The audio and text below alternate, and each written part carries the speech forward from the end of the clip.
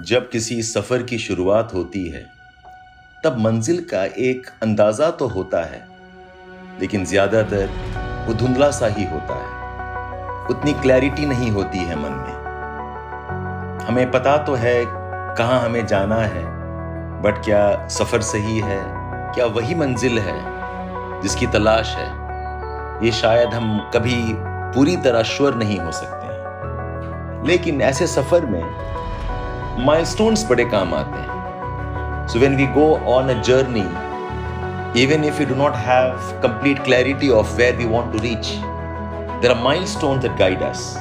Edukemy का सफर आप लोगों के साथ कुछ ऐसा ही है.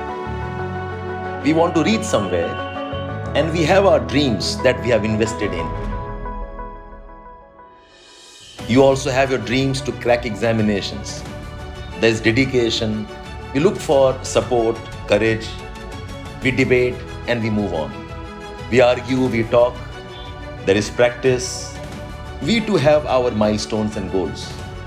And like your journey, while the main examination and final selection is the ultimate goal, there are small posts that you want to reach.